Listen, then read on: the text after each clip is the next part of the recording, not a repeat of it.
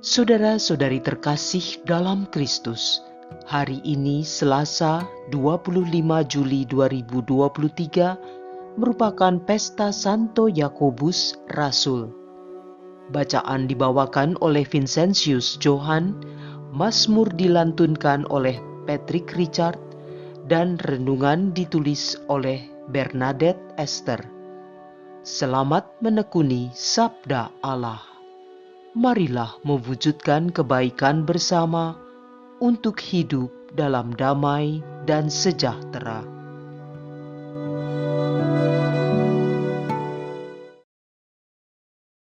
Dalam nama Bapa dan Putra dan Roh Kudus. Amin. Allah Bapa kami di surga, kami bersyukur atas satu lagi hari baru yang Kau anugerahkan kepada kami. Sekali lagi Kau beri kami kesempatan untuk membuat hidup kami menjadi berkat bagi sesama dan seluruh alam ciptaan-Mu. Kami persembahkan hari ini dalam tuntunan Roh Kudus, agar Roh Kudus, Roh cinta kasih-Mu, mengajar kami dan mengingatkan kami akan semua ajaran cinta kasih Yesus, sehingga kami mampu menjalankan perintah-Mu, mewujudkan cinta kasih, kedamaian, dan sukacita. Semoga hari ini kami bisa membuat-Mu tersenyum, karena hidup kami sesuai dengan kehendak-Mu. Demi Kristus, Tuhan kami. Amin. Bacaan dari surat kedua Rasul Paulus kepada jemaat di Korintus, bab 4, ayat 7 sampai dengan 15. Saudara-saudara, harta pelayanan sebagai rasul kami miliki dalam bejana tanah liat, supaya nyata bahwa kekuatan yang melimpah itu berasal dari Allah, bukan dari diri kami sendiri. Dalam segala hal kami ditindas, namun tidak terhimpit. Kami habis akal, namun tidak putus asa. Kami dianiaya, namun tidak ditinggalkan sendirian. Kami dihempaskan, namun tidak binasa. Kami senantiasa membawa kematian Yesus di dalam tubuh kami, supaya kehidupan Yesus juga menjadi nyata di dalam tubuh kami. Sebab kami yang masih hidup ini terus-menerus diserahkan kepada maut demi Yesus, supaya juga hidup Yesus menjadi nyata dalam tubuh kami yang fana ini. Demikianlah maut giat di dalam diri kami, sedangkan hidup giat di dalam kamu. Namun kami memiliki roh iman yang sama, seperti ada tertulis, "Aku percaya, sebab itu aku berbicara." Karena kami pun percaya, maka kami juga berbicara. Karena kami tahu bahwa Allah yang telah membangkitkan Tuhan Yesus akan membangkitkan kami juga bersama-sama dengan Yesus. Dan Allah itu akan menghadapkan kami bersama dengan kamu ke hadirat-Nya. Sebab semuanya itu terjadi demi kamu, supaya kasih karunia yang semakin besar karena semakin banyaknya orang yang menjadi percaya, menghasilkan ucapan syukur semakin melimpah bagi kemuliaan Allah. Demikianlah sabda Tuhan.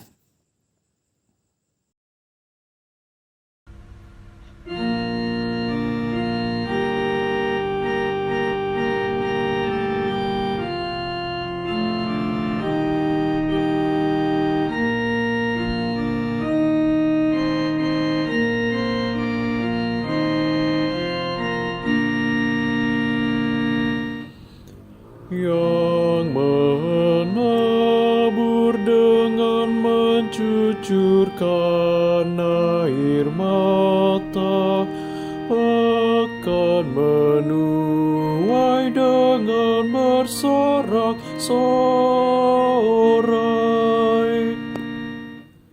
Ketika Tuhan memulihkan keadaan Sion, kita seperti orang-orang yang bermimpi. Pada waktu itu mulut kita penuh dengan tawa ria, dan lidah kita dengan sorak-sorai. Yang menabur dengan mencucurkan air mata akan menuai dengan bersorak-sorai. Pada waktu itu berkatalah orang di antara bangsa-bangsa, Tuhan telah melakukan perkara besar kepada orang-orang ini. Tuhan telah melakukan perkara besar kepada kita, maka kita bersuka cita.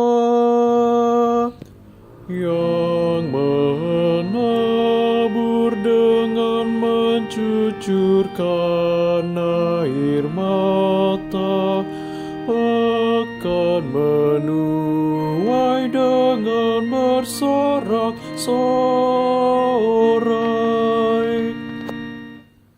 Pulihkanlah keadaan kami, ya Tuhan, seperti memulihkan batang air kering di tanah Negeb. Orang-orang yang menabur dengan mencucurkan air mata akan menuai dengan bersorak-sorai. Yang menabur dengan mencucurkan air mata akan menuai dengan bersorak-sorai.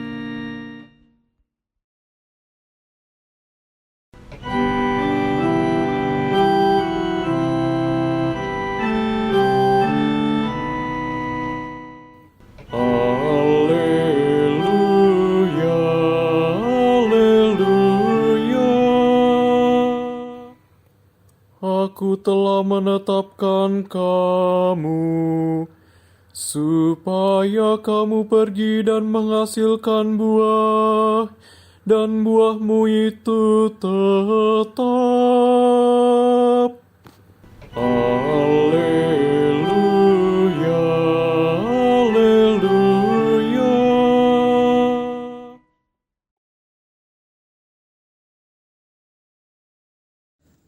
Inilah Injil suci menurut Matius, bab 20, ayat 20 sampai dengan 28.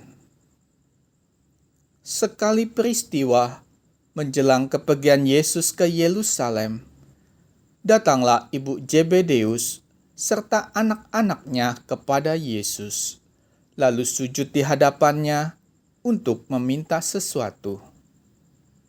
Kata Yesus, "Apa yang kau kehendaki?" Jawab ibu itu, "Berilah perintah supaya kedua anakku ini kelak boleh duduk di dalam kerajaan-Mu, yang seorang di sebelah kanan-Mu dan yang seorang lagi di sebelah kiri-Mu."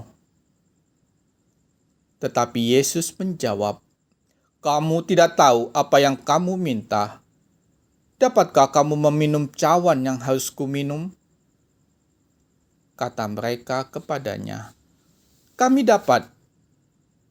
Yesus berkata kepada mereka, "Cawanku memang akan kamu minum, tetapi hal duduk di sebelah kananku atau di sebelah kiriku, aku tidak berhak memberikannya. Itu akan diberikan kepada orang-orang bagi siapa Bapakku telah menyediakannya." Mendengar itu, marahlah ke-10 murid yang lain kepada kedua bersaudara itu. Tetapi Yesus memanggil mereka lalu berkata, "Kamu tahu bahwa pemerintah bangsa-bangsa memerintah rakyatnya dengan tangan besi, dan pembesar-pembesar menjalankan kuasanya dengan keras atas mereka. Tidaklah demikian di antara kamu.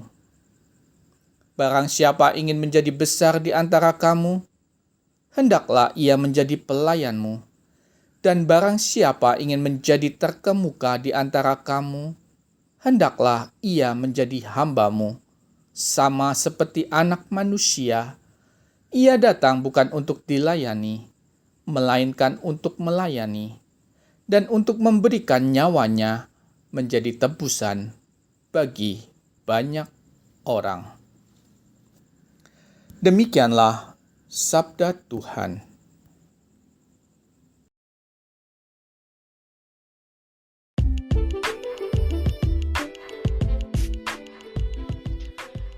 Dalam kerapuhan manusia, Tuhan berkarya. Renungan dibawakan oleh Bernadette Esther.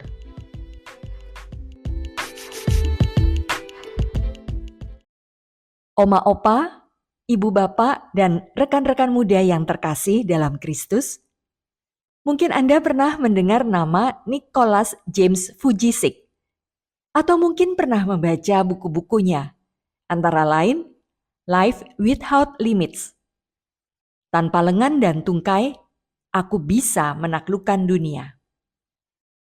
Be the Hands and Feet, membagikan kasih sayang Tuhan kepada semua yang dikasihinya.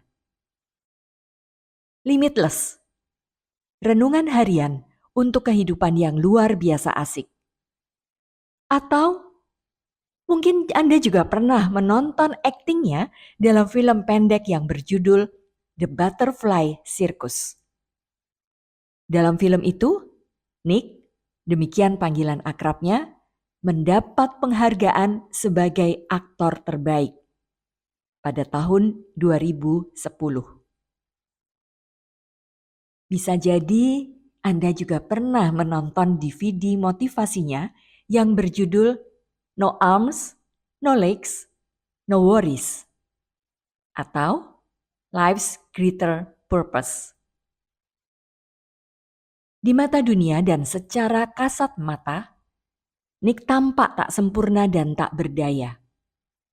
Namun melalui hidupnya, hampir seluruh dunia terinspirasi dan termotivasi oleh Nick Fujisik, penginjil, pengkhotbah, dan pembicara motivasi berkelas internasional yang terlahir dengan sindrom tetra amelia. Ini adalah suatu kelainan genetik yang disebabkan oleh mutasi pada gen yang mengakibatkan seseorang lahir tanpa anggota tubuh, umumnya tanpa lengan dan tanpa kaki. Nick lahir di Melbourne, Australia pada 4 Desember 1982 dalam keluarga Kristen yang sederhana. Ayahnya, Boris Fujisik, bekerja di kantor administratif sekaligus sebagai penginjil. Sedangkan Duska Fujisik, ibunya, seorang bidan dan juga perawat. Nick kecil mengalami berbagai macam kesulitan. Ia dibuli oleh teman-teman sekelasnya. Ia mengalami depresi dan kesepian yang amat sangat yang membuatnya mempertanyakan alasan mengapa ia berbeda dari anak-anak lainnya.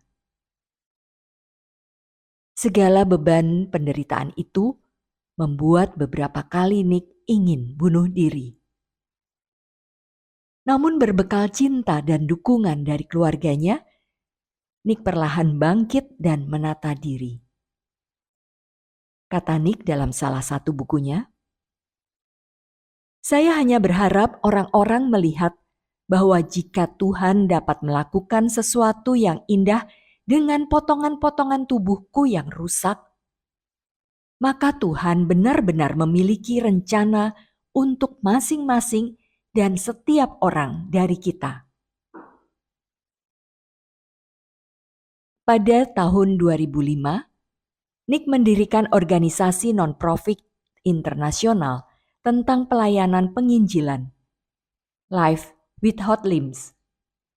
Tujuan organisasi tersebut adalah untuk berbagi harapan dan cinta sejati yang Nick sudah alami kepada orang-orang di seluruh dunia.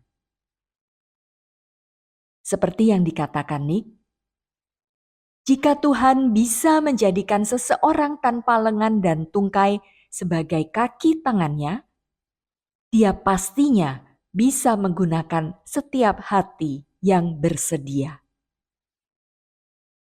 Oma, opa, ibu, bapak, dan rekan-rekan muda yang terkasih dalam Kristus, dalam bacaan pertama tadi, kita mendengar Rasul Paulus berkata kepada jemaat di Korintus, "Harta pelayanan sebagai rasul kami miliki dalam bejana tanah liat, supaya nyata bahwa kekuatan yang berlimpah itu berasal dari Allah, bukan dari diri kami sendiri." Paulus menerima tugas sebagai Rasul Kristus untuk memberitakan Injil ke berbagai tempat di Asia Kecil. Tugas yang amat berat dengan berbagai tantangan dan kesulitan. Paulus ditindas. Paulus kehilangan akal. Paulus dianiaya, ditinggalkan sendirian. Paulus mengalami dihempas gelombang laut yang ganas. Dalam situasi yang serba menakutkan dan menekan itu, Paulus mengakui bahwa ia rapuh. Seperti bejana tanah liat, ia mudah pecah oleh berbagai benturan dan kesulitan yang dialaminya dalam membawa dan memberitakan Injil Kristus. Jika Paulus bisa bertahan, itu bukan karena kekuatan dari dalam dirinya, tetapi seperti yang Paulus katakan, kekuatan yang berlimpah itu berasal dari Allah. Oma, opa, ibu, bapak, dan rekan-rekan muda yang terkasih dalam Kristus, sebagai manusia, kita ini penuh kelemahan. Namun demikian, hidup kita juga dipenuhi berbagai tugas dan tanggung jawab.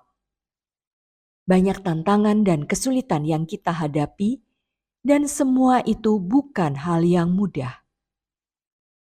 Bagai bejana tanah liat, kita mudah sekali retak, cacat, bahkan pecah oleh berbagai persoalan yang kita hadapi. Tetapi, jika kita mengizinkan dan membiarkan Tuhan berkarya dalam hidup kita, Ia akan mengubah kelemahan kita menjadi kekuatan. Ia akan membentuk kita sesuai dengan kehendak dan rencananya, seperti yang bisa kita lihat juga dari tokoh Nick tadi. Tuhan dengan kuasa-Nya yang tak terbas. Tuhan dengan kuasa-Nya yang tak terbatas, justru memakai kita orang-orang yang tidak sempurna, banyak kelemahan dan keterbatasan ini. Namun, bila karena menyadari kelemahan kita, kesedihan, air mata, kebingungan, keraguan, kegamangan, kekhawatiran, dan ketakutan, kita belajar dan sungguh bergantung kepada Allah, melekat erat kepadanya, sehingga Tuhan berkenan menganugerahkan kekuatan yang melimpah-limpah, maka kita dapat bertahan menjalani hidup hari ini dan esok sesuai tugas yang diberikannya kepada kita. Marilah kita berdoa. Allah Bapa yang Maha Rahim, sabda-Mu hari ini menyadarkan kami bahwa Engkaulah sumber kekuatan hidup kami. Kami ingin menaruh semua kepercayaan kami kepada Yesus, harta surgawi yang hidup dalam diri kami. Karena kuasa dan kasih Allah senantiasa menyertai kami, maka kami akan mampu menyingkirkan kelemahan dan ketidakmampuan kami. Pakailah kami ya Tuhan sebagai alat-Mu. Biarlah segala kemuliaan hanya bagi-Mu saja. Di dalam nama Tuhan Yesus Kristus, kami berdoa.